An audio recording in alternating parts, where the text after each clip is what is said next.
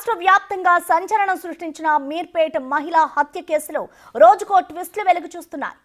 పోలీసుల ఎంక్వైరీలో విస్తుపోయే విషయాలు బయటపడుతున్నాయి. కేసులో నిందితుడైన గురుమూర్తి తన భార్య మాధవిని హత్య చేసిన తర్వాత ఆమె డెడ్ బాడీని మాయం చేసేందుకు సూక్ష్మదర్శిని అనే మలయాళ సినిమాలోని టెక్నిక్స్ యూజ్ చేసినట్లుగా పోలీసుల ఎంక్వైరీలో చెప్పినట్టు తెలుస్తోంది. సూక్ష్మదర్శిని మూవీ తరహాలోనే డెడ్ బాడీని డిస్పోజ్ చేసినట్లుగా సమాచారం. యాసిడ్ రసాయనాలతో భార్య శరీర భాగాలను కాల్చి ముద్ద చేశారు.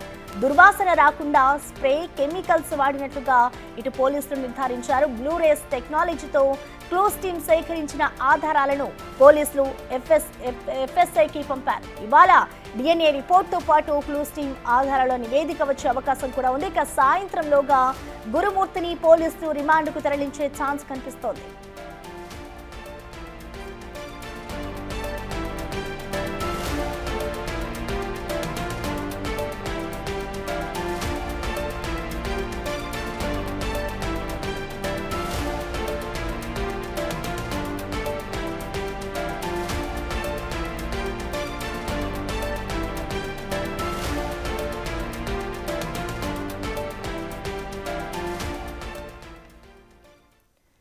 రాష్ట్ర వ్యాప్తంగా సంచలనం సృష్టించిన మీర్పేట మహిళా హత్య కేసులో ఇటు రోజుకో ట్విస్టులు వెలుగులోకి వస్తూనే ఉన్నాయి. పోలీసుల ఎంక్వైరీలో విస్తుపోయే విషయాలు బయటపడుతూ ఉన్నాయి. ఇక దీనికి సంబంధించిన కంప్లీట్ డీటెయిల్స్ ని మా ప్రతినిధి సాగర్ అందిస్తారు. లైవ్ ద్వారా సాగర్, చెప్పండి, ఇటు మీర్పేట హత్యకి సంబంధించి ఇప్పటి వరకు పోలీసులు ఎలాంటి ఆధారాలను సేకరించారు? డీటెయిల్స్ ఏంటి సాగర్?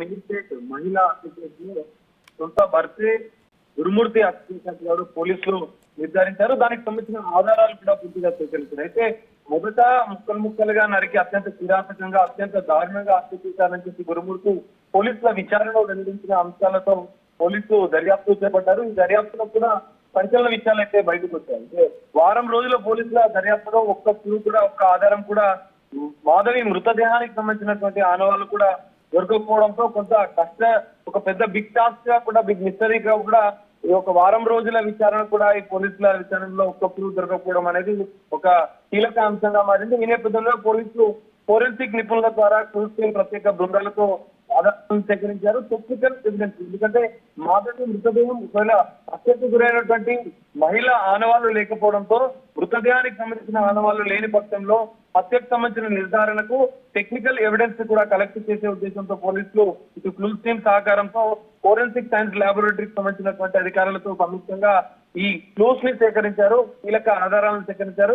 సాంకేతిక ఆధారాల ద్వారానే నిందితుడు హత్య చేశారని చెప్పి పోలీసులు రుజువు చేయనున్నారు. అయితే ఈ కేసులో రోజుకొక కీలక విషయాలు బయటకు వస్తున్నాయి. అందులో భాగంగానే మీర్పేటలో ఉన్నటువంటి జన్నెలగూడ నివాసంలో గురుమూర్తి తన భార్యను అత్యంత కిరాతకంగా దారుణంగా హత్య చేసిన అనంతరం నిందితుడు ఎవరెవరితో మాట్లాడాడు, ఎవరెవరితోని సంభాషించాడు, హత్య జరిగిన అనంతరం ఎవరెవరికి ఫోన్ కాల్ చేసి సమాచారం ఏమైనా మాట్లాడారా అన్న కోణంలో కూడా దర్యాప్తు కొనసాగుతుంది. అందులో భాగంగానే మొత్తం గురుమూర్తి హత్య చేసిన అనంతరం దాదాపు 8 ఫోన్ కాల్స్ మాట్లాడినట్టుగా కూడా పోలీసులు గుర్తించారు. ఆ ఫోన్ కాల్స్ లో తన స్నేహితుడికి సంక్రాంతికి వస్తున్నామనే సినిమా టికెట్స్ కూడా బుక్ చేసినట్టుగా కూడా పోలీసులు గుర్తించారు.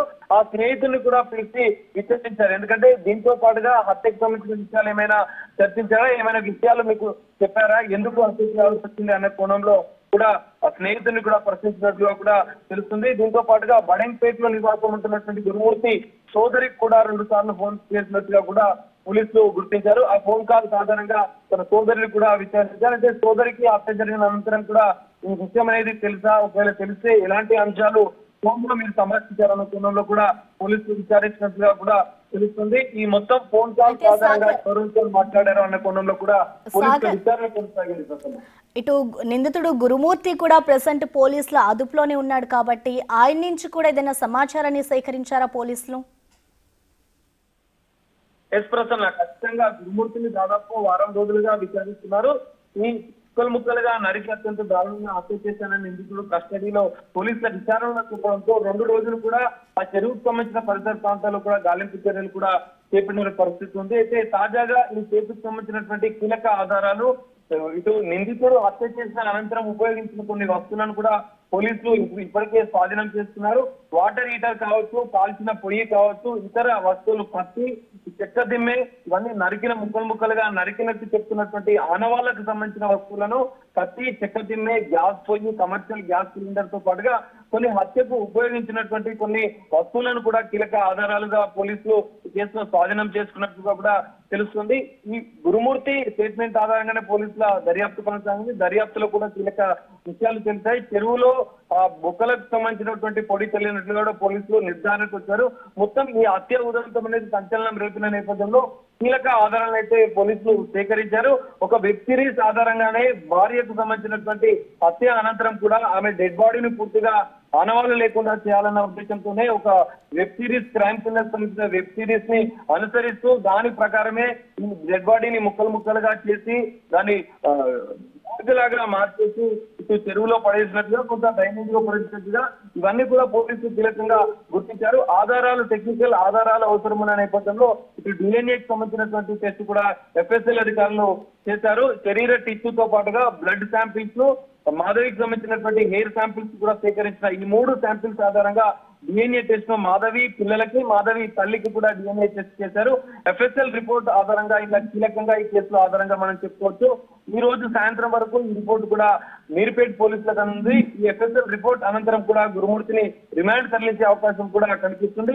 ఈ 3 ఎఫ్ఎస్ఎల్ రిపోర్ట్ అనేది ఈ కేసులో కీలక ఆధారంగా కూడా పోలీసులు చూపించినారు. మరి రిమాండ్ తరలించిన అనంతరం కూడా ఈ కేసులో ఎలాంటి పరిణామాలు చోటు చేసుకుంటాయి అనేది కీలకంగా మనం వేచి చూడాల్సిన పరిస్థితి కనిపిస్తుంది. Thank you Sagar.